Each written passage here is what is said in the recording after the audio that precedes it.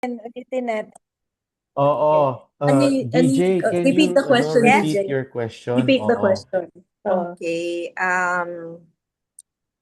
My question is, why do people block their own supply? Excuse me. So Eric Butterworth often says that lack comes from inner blocks and not outer conditions. Diba? So, like I mentioned, the first one that I gave as an example is guilt about money, and then fear of responsibility, and then fear of criticism, sometimes fear of leadership, belief that struggle is noble. Di ba, Filipino, ganyan. Ay, nako, martir, di ba? In ganon. Fear of making mistakes, yon.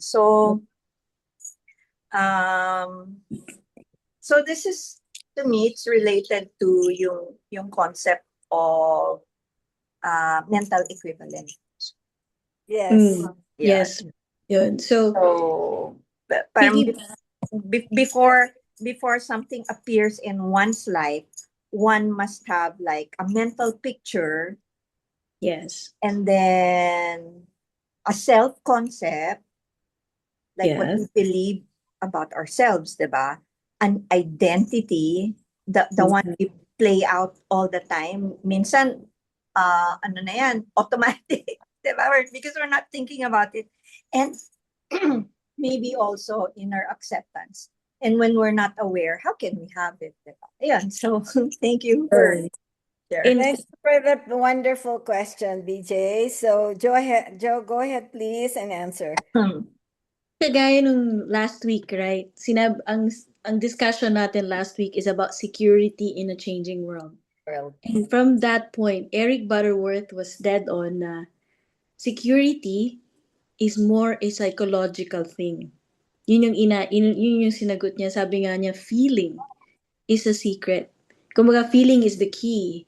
So, kumbaga, di ba, all of the things you mentioned, fear, lahat ng fear na yun, ano siya hindi siya outer construct eh. Di ba, hindi, given, napiperceive natin siya from the outside. Yung kagaya nung kaninang ginawa ni Anthony na yung kalahati na lang yung pera. Kumbaga, outer yung construct nun. Pero kung yung dating nun is like, takot, di ba, yun, ano yun, that's an inner thing. And I think, one of, like what you said, BJ, is to acknowledge. Kumbaga, may ano yan eh, like what I'm learning is, meron siyang corresponding feeling eh, sa katawan, right? When we feel that fear, sa natin siya nararamdaman. Iba-iba yan sa atin. Different people will have that manifest differently. Like, I was journaling the other day, God, I'll be honest with you. Sabi ko, God, I have this fear or I have this anxiety. And I know you journal a lot too, BJ. And I'm just honest, God, nararamdaman ko siya. And then I need to admit kasi sabi nga 'di ba, you need to feel it to heal it. You need to reveal it to heal it. Hindi pwedeng, ano yung fear na yan? You know, hindi ko siya kasi pagka ginawa ko lang na takot ako or yung balisa ako, doon nagre-remain na matalinghaga siya ngayon. Nagre-remain siya as palaisipan kasi hindi ko siya hinaharap. Hindi ko siya, hindi ko naman sinasabing iupo mo and make it your best friend, but to make it more like, uy, hello, andito ka pala, anxiety. Or andito ka pala, or kaba, di ba sa Tagalog kaba, or balisa, aligaga, whatever word that would be, is to Or even actually, just overwhelm, or even or just overwhelm, or anxiety, or nervyos. Nervyos is the other one. Di ba? Parang bumiblis yung pintig ng puso ko, or parang nahulog yung puso ko, or however it manifests. The key word is, kagaya nga ng sinabi ni Butterworth, it's a feeling. So, acknowledge the feeling. Kasi pag hindi mo nga, if you don't feel it or reveal it, it's gonna remain the enigma that Anthony was talking about. So once you do it, And it doesn't stop there. Kasi pag tumigil na ako doon, wala na. Pero to actually say, oh God, here is fear. Saan galing? Ay, Ano storya? Kasi usually, like, I could tell you that ito na yung subconscious mind working eh. Ito na yung inner working na lalo na I don't know about you, but I grew up hearing from my own parents na wala tayong pera eh. Or I saw money being evil in a sense, or na yung parang nakamkam ng uncle ko yung dapat mamanahin ng mga nila mama. You know what I mean? Like in that early age. So to me, it's like na formulate na money is divisive. Imbis na money is unifying, right? Or yung kumbaga nakakapagbuklod-buklod nakakapaghiwalay.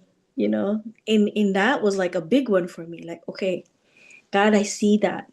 And I also need to see like, okay, God, ito pala yung storya.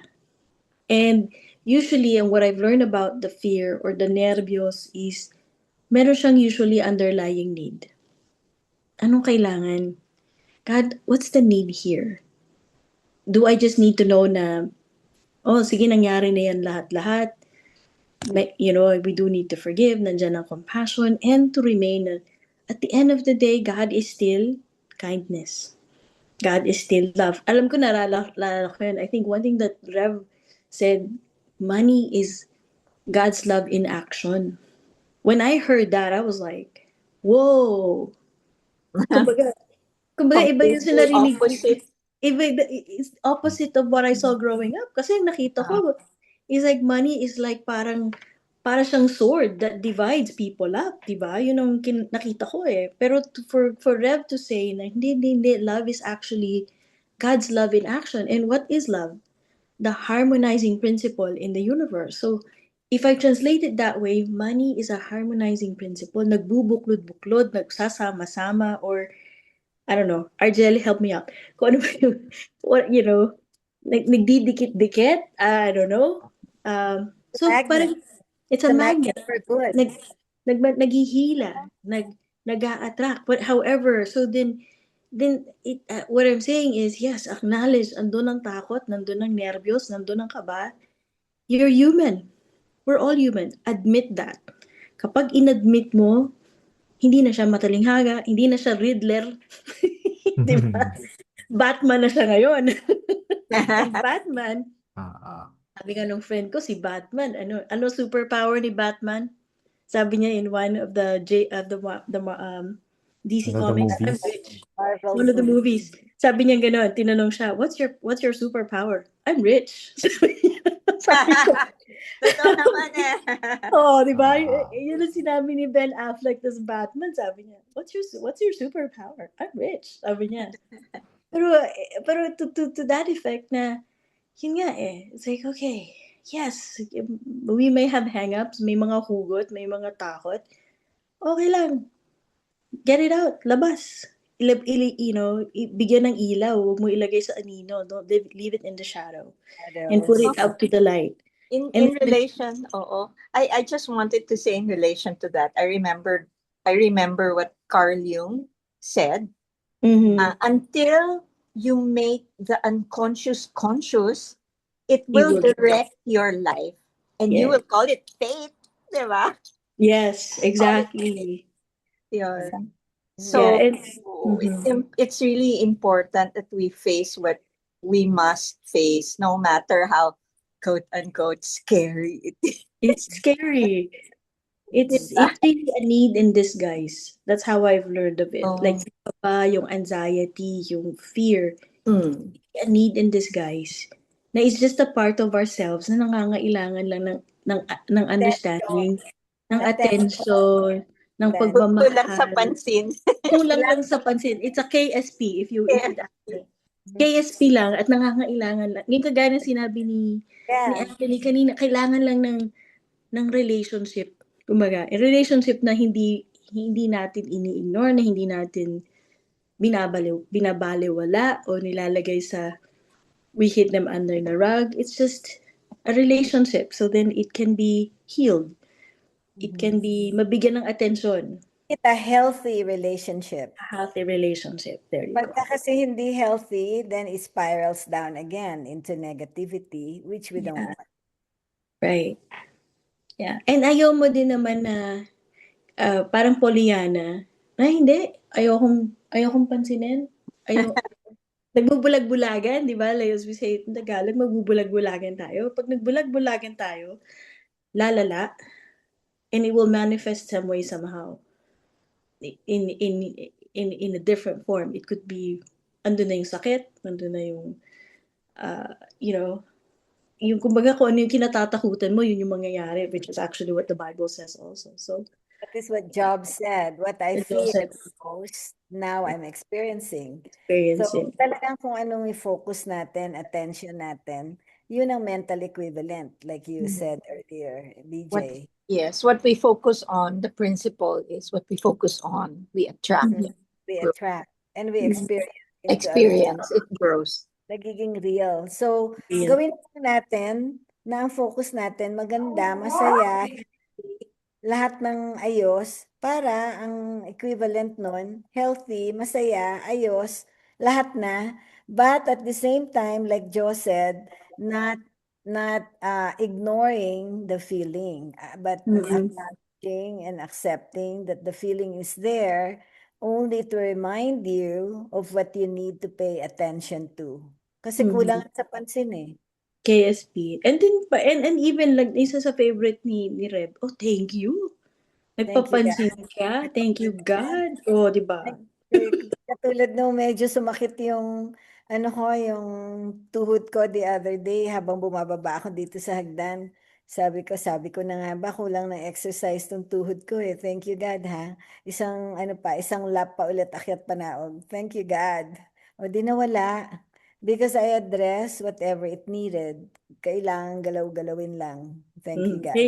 KSP lang siya. Yun. I think I like that idea. Okay, KSP ka lang, salamat, nagpapapansin ka. Para lang. Reminder. Yeah, reminder lang na, oh, nga pala, no, okay. O, sige. I was talking nga to Rudy earlier eh. Sabi ko yung mga aches and pains natin, nagpapapansin yan para sabihin, oh, kulang ka sa practice. Itong challenge mo ngayong araw na to, sasakit yung ganyan yan na practice mo. So, imbis na mainis tayo, bakit ang sakit? Bakit ganito? Bakit ganyan? Oops, practice ha?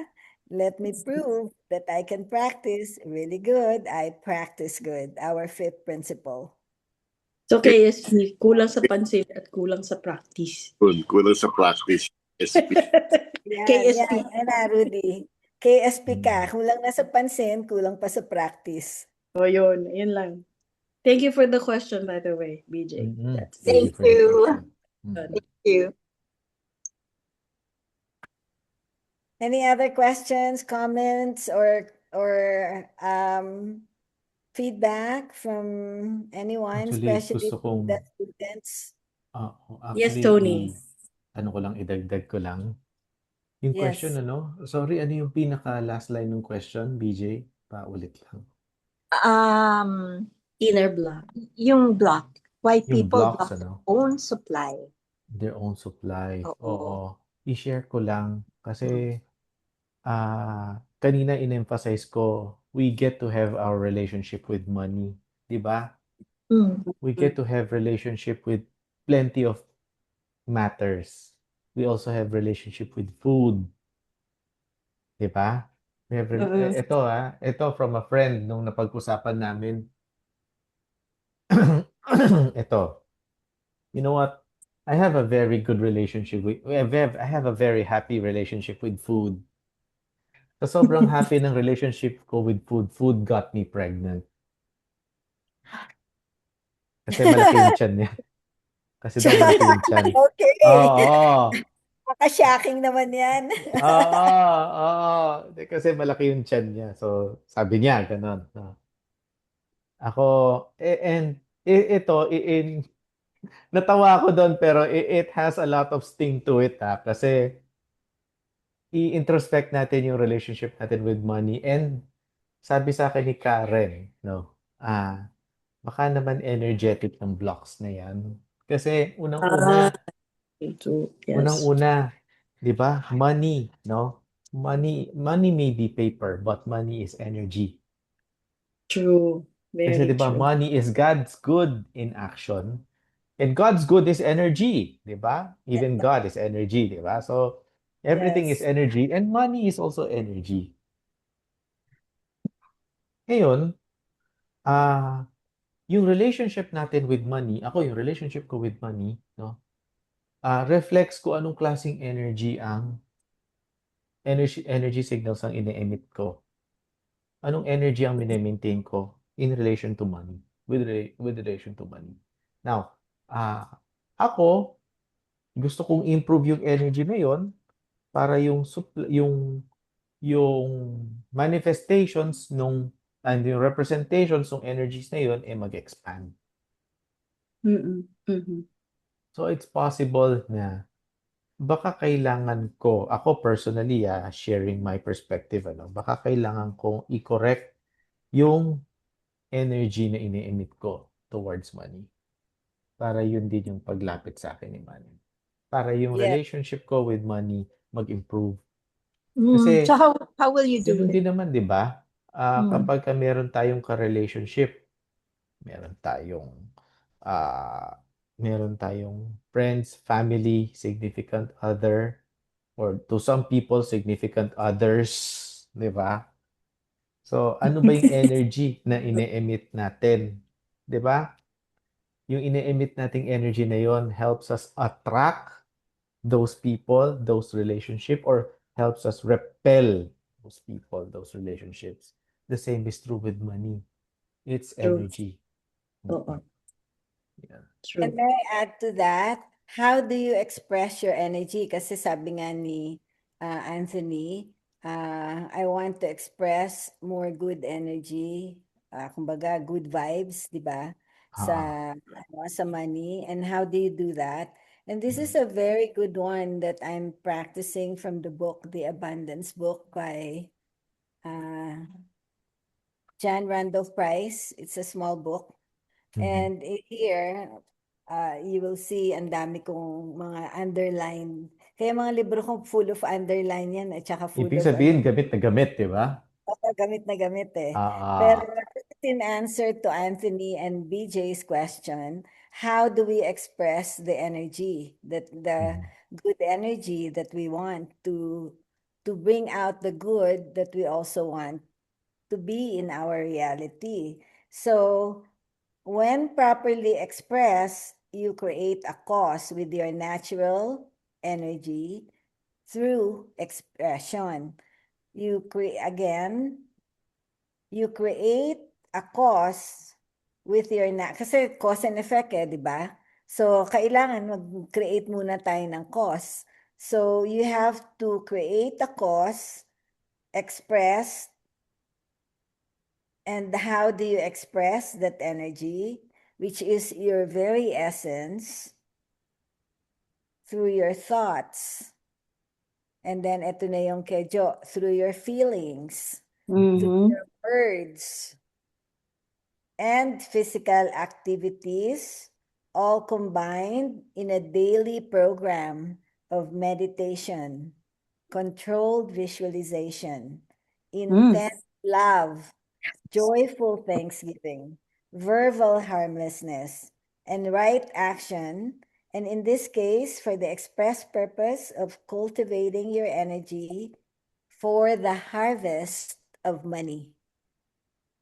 Amen. Galing, no? And how do you do that? Our thoughts, our feelings, our words, verbal harmlessness. We don't judge. We check ourselves. Oops, hindi maganda yan. Yung sasabihin ko, wag na lang. If you can't say anything good, Keep don't. quiet. And then through what?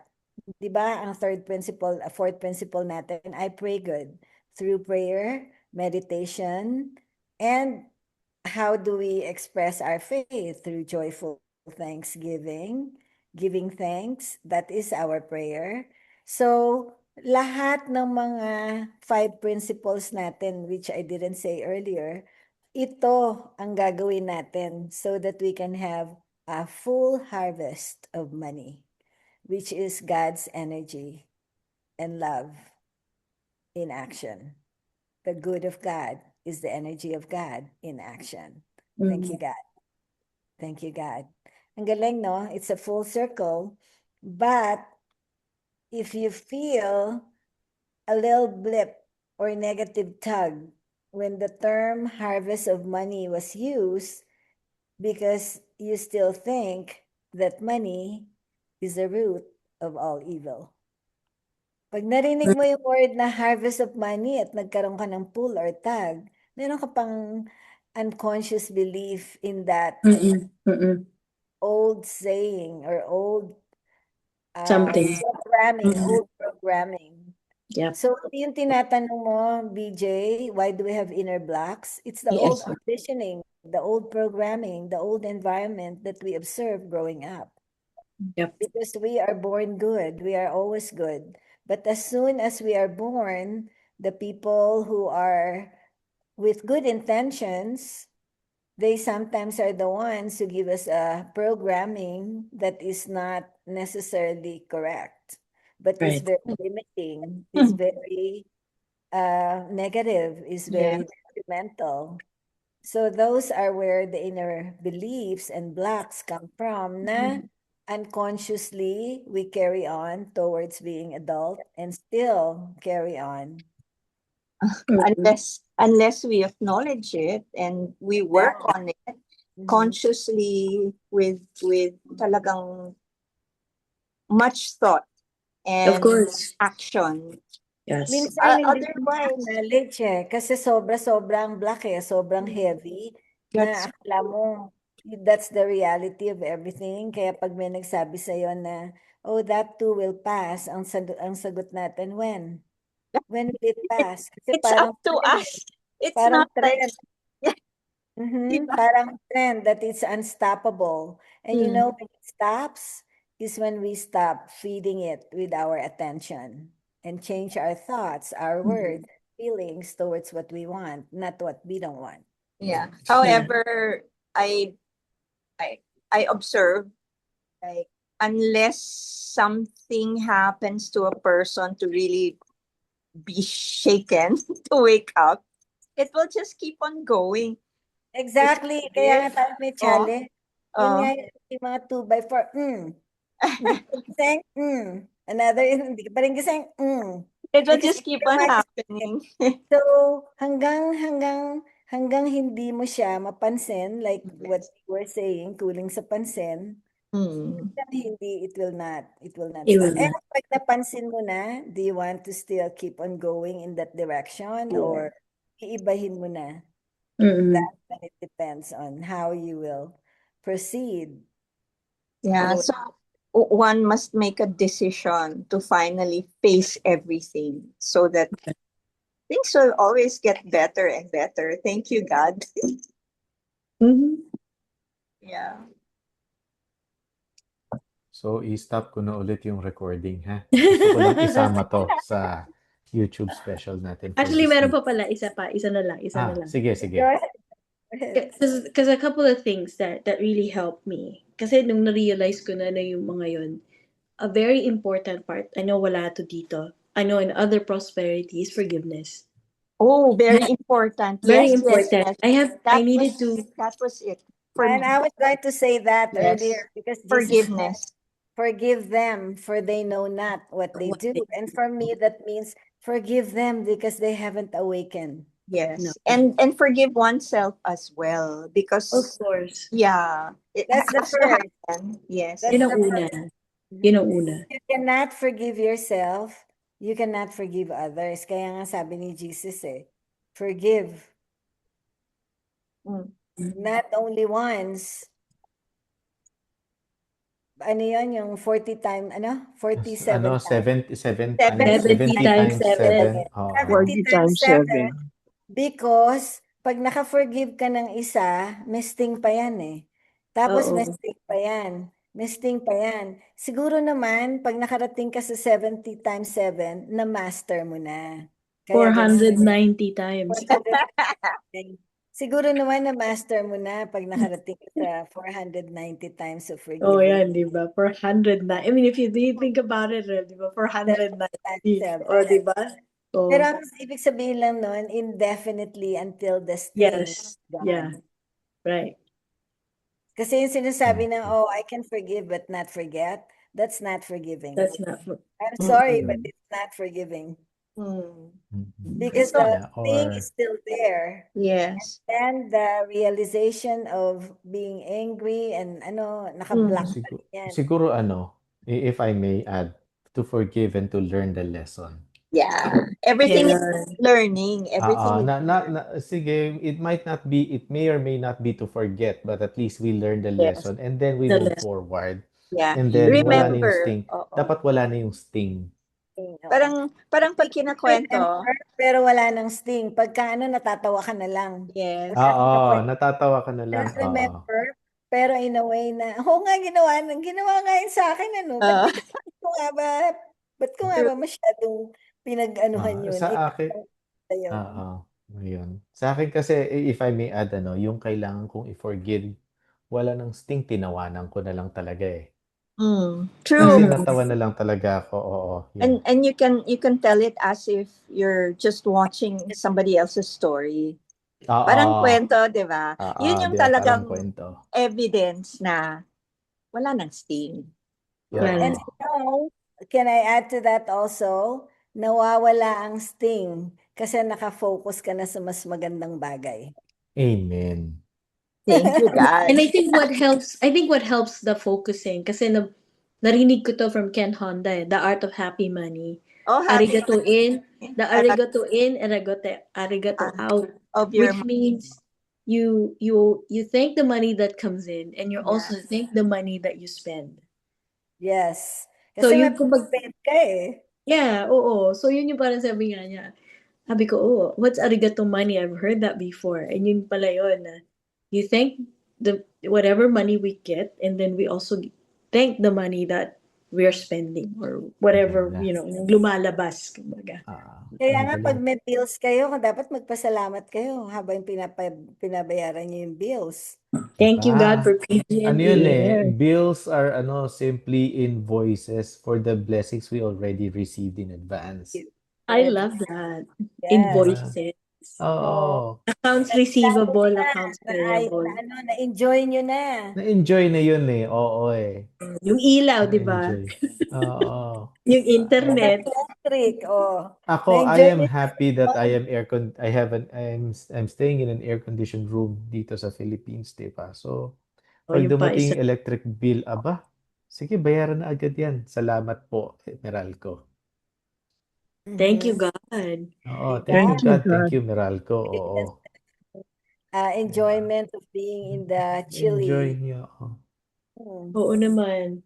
Naka-chill lang si Tony, So, yun. Paano? Stop ko na yung recording. Yan, okay Isingit na. lang Okay natin na yun. to. Oo. Para Oo, naman. yan. Thank you, God. Thank you. Thank you, BJ, sa question na. Okay, Thank stop you. recording now.